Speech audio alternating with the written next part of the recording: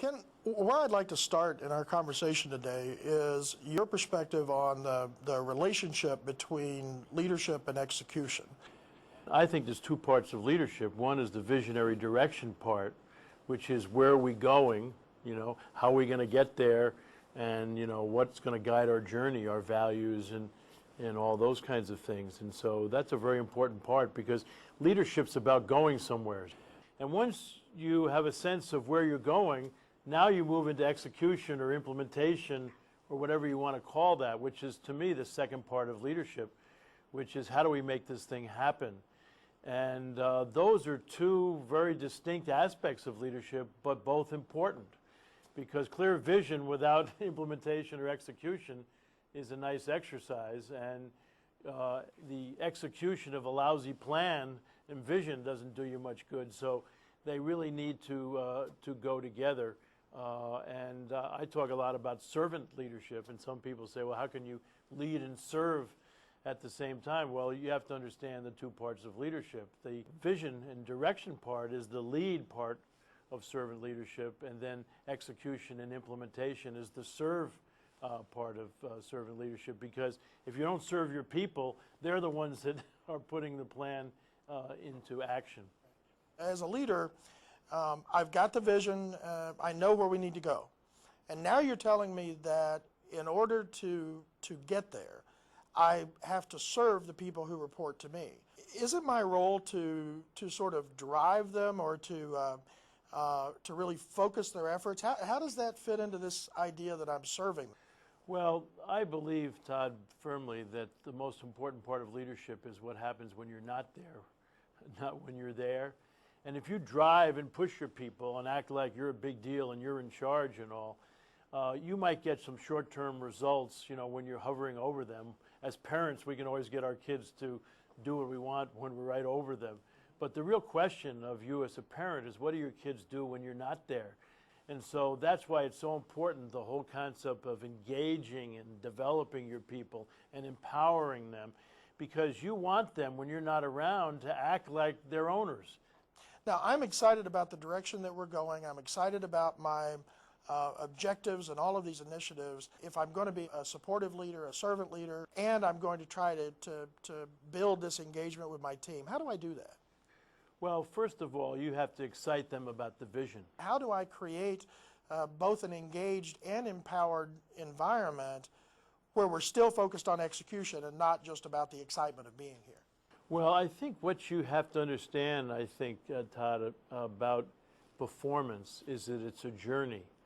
And so if I'm really clear on where I want you to go and what goals I want you to accomplish, and I say, here they are, and then do I go to a leave-alone delegating leadership style, that'll only work if you're absolutely competent and committed and a self-directed kind of achiever. And that's fine. But the worst leadership style, and I see it all around the world, is what I call seagull management, where the person says, okay, here's what I want you to do, and then they disappear, to an inappropriate delegating style until what? Till the person makes a mistake, and then they fly in, make a lot of noise, dump on everybody, and then fly out.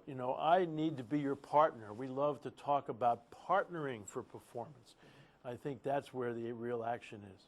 Now, this leads us to an area that for at least the last 25 years that I've known of your work, that you've kept throughout your writings and your research, and you call it situational leadership.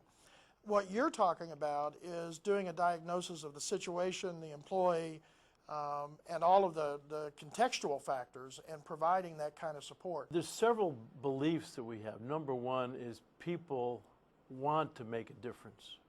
Okay. Number two is people would like to be developed. Three, there is no one best leadership style. It all depends on the individual you're dealing with and the particular goal or responsibility that you are giving them. And situational leadership just says that you need to have different strokes for different folks. And it's not only different strokes for different folks, but it's different strokes for the same folks on different parts of their job, because I might have 4 or 5 major responsibilities in my job. We found that people move through 4 stages of development, from an enthusiastic beginner when they're first asked to do something they've never done before, so they're excited but they don't know what they're doing. If you delegate to them, they will fail with vigor. Now, most people then move through a second stage, which we call disillusioned learner, which is that we all find it's more difficult to do things than we thought of in the beginning, and we kind of, wow, we lose a little enthusiasm because this is going to take some work. And then if somebody will kind of coach you through that disillusion period, then you go to what we call capable but cautious, meaning I got the skills, but you know, I've never done it alone by myself, so it's more of a confidence issue, and I need support and encouragement till finally when somebody's a self-directed achiever. Enthusiastic beginners need a directing leadership style. Disillusioned learners need a coaching style. The really key thing, Todd, with making situational leadership work or any leadership theory is that you don't do it to people, you do it with them. Empowerment is, it's not really one single thing. In other words, you know, an empowered workforce is not a workforce that is just simply leaderless. Absolutely, and because things are changing, Todd, so fast, as you know, technologically. I mean, most managers, number one, are obsolete in the area that they're supervising within 6 months. I mean, you know, that's the reality. So if you're in the old command and control philosophy, how are you going to command and control people who probably know more about their job than you do? But it's a journey, and when new things happen, they're going to need help. You might not be the one that can provide it to them, but your job is to get them the resources they need in order to accomplish the goals that have been established. We've spent a lot of time looking at our own role as a leader, and now we're focused on this implementation and the execution. You're talking about supporting employees in what they need to get things done. Are we departing from this focus on values when we start to look at this operational piece, or do you see that as an element that's still a very important one in an empowered kind of a sense? We say that a compelling vision tells you who you are, which is what business you're in, where you're going, which is your picture of the future, and then what will guide your journey, which is your operating values. And unbelievably, Todd, less than 10% of the organizations around the world have operating values that everybody knows about and all. And those companies that do usually have two problems. They have too many values, and then they got to be rank ordered. If they're not rank ordered, they're basically useless, because life is about value choices. And what am I going to choose? Which value is going to be the one that I'm going to take a look at? In our company, our number one value is ethical, doing the right thing. Our number two value is relationships, building trust and respect with our people, our customers, our suppliers, and our community. Our third value is success, running a profitable, well-run organization. And our fourth value is learning, being an ongoing learning organization. And everybody knows those. And so when we're making decisions, we say, okay, the first thing we ought to take a look at, is this ethical? You know, is it legal? Is it fair? You know, how will it make us feel about ourselves if we do that? And so you need to drive the values right down to your people so that they use them as decision making. They ought to be in every room where there's meetings and all those kinds of things. So how do we know when we're there? I mean, you know, today we look at our organization and we say, you know, in some areas we're more empowered than others. In some areas we execute better than in others. But where you know you get there is if you're getting the performance you want, see, because, you know, you're in business to get things accomplished, but you then also got to look at human satisfaction, you know, and we look at two kinds of satisfaction. One is our customer satisfaction, our customer loyalty and all, and then how do our people feel? And so, you know, you need to do these. A lot of people think the only reason for being in business is to make money, you know, and that's a short-term thing. I believe that profit is the applause you get for taking care of your customers and creating a motivating environment for your people. So that I think the real target is the triple bottom line, where you really are. And you could add a fourth one to that, which is the community and where you all operate, because, you know, in your company, you're in all kinds of communities, and how do you contribute there? Now, could you clarify for a second, you made reference to the triple bottom line. That refers to what? You want to be the provider of choice. You know, you want your customers to love you. You want to be the employer of choice. You want your people to love you and be loyal and stay and be good performers. And then you want to be the investment of choice. You know, you want to make sure that people are pleased with that. I think one of the problems from my perspective is that Wall Street and other financial groups think that there's only one reason for being in business, and they forget, these other things. We struggle to find the leaders that we want to emulate. I mean, we struggle to find the real role models. What do you think we should be looking for when we look for that role model? Well, it's interesting, Todd. I got to think about that about a year and a half ago. My wife and I went on a safari in Africa. And we've been on a number of safaris, but I saw the jungle differently than I ever saw. And it had a lot to do with leadership. If you've ever heard a lion roar up close, it'll scare the devil out of you. Just put chills up your back. He says when the lion's roaring, what he's really saying is, it's mine, mine, mine, mine. And if you hear a lion, that's what it sounds. And he said, that's what he's saying. Baby, this is my territory. You mess with me, you're in trouble. And a lion will kill their sons if they challenge their territory. And I thought, isn't that really interesting, because as human beings, we are intelligent animals at best, And we have a chance to make some decisions that lions and rhinos don't get. Every day we got a chance to decide if we're going to choose the flesh or the spirit, if we're going to be self-serving or serving. And I feel that unfortunately there's too many leaders in business who are taking the self-serving choice. They think it's all about them, all the power and money and status, and it doesn't matter about other people and all. And I think the world is in a desperate need of a different leadership role model. Leaders who realize that it's not about them, because it's the people that are closest to customers. It's the people that are out there implementing what you have. They're the ones that make the difference.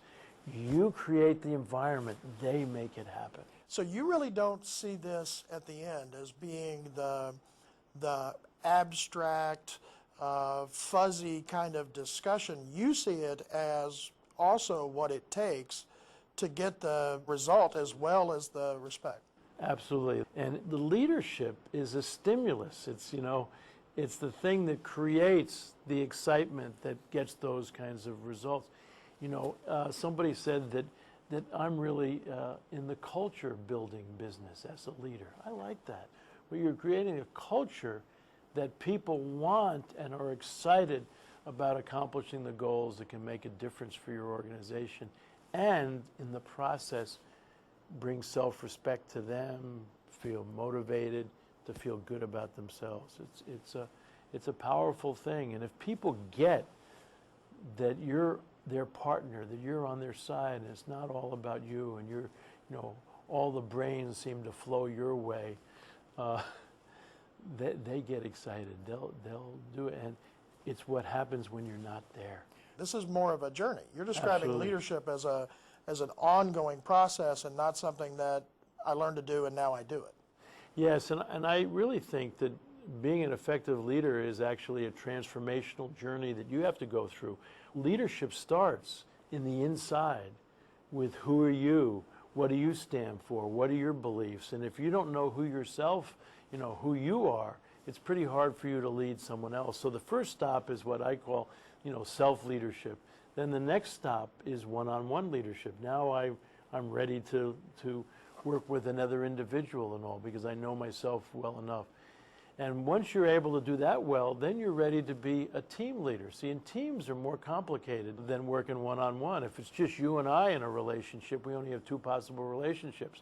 But if a third person joins us, we jump to 12 possible relationships, because it's your relationship to me and mine to you and yours to him and all that kind of thing. But it's your relationship to me when that person's there. When we get 4 people, now we got 54 possible relationships. So being a team leader is more complicated.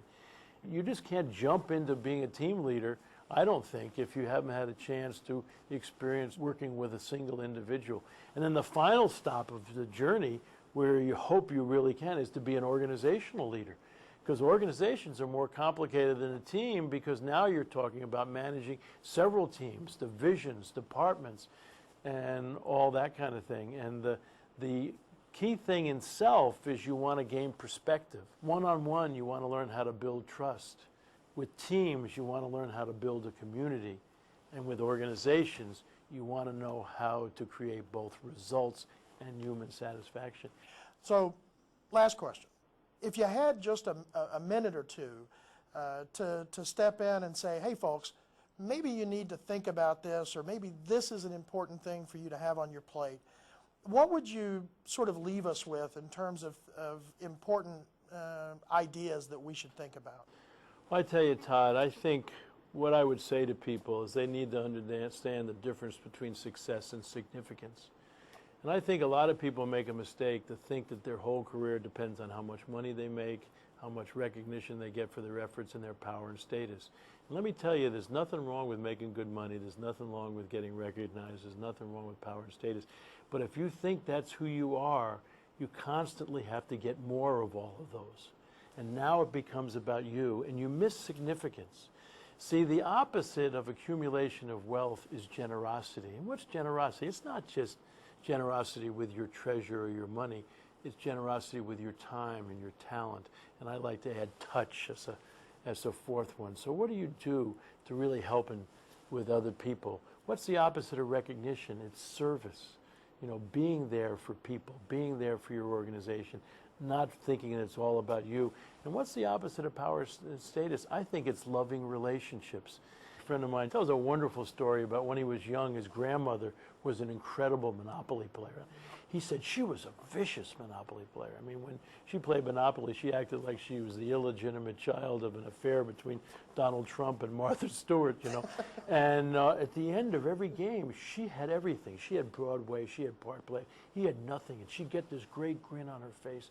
And she'd say, John, someday you're going to learn how to play the game. And one summer, a kid, when John was about 12 or 13, moved next door. He was an incredible Monopoly player. He practiced with him every day because he knew his grandmother was coming in September. And when Grandma came, he ran in and gave her a hug and a kiss, and he said, Grandma, how about a Monopoly game? And her eyes lit up. And she said, let's go, John. But he was ready for her this time, and he came out of the chute, and he wiped his grandmother out. He got everything. She had nothing. He said it was the greatest day of his life. And his grandmother smiled, and she said, John, now that you know how to play the game, let me teach you a lesson in life. It all goes back in the box. Leadership is love. It's about loving your mission. It's about loving your customers. It's about loving your people and loving yourself enough to get out of the way so other people can be magnificent. Thank you, Ken. You've given us a lot to think about. Todd, I enjoyed it. Thanks so much.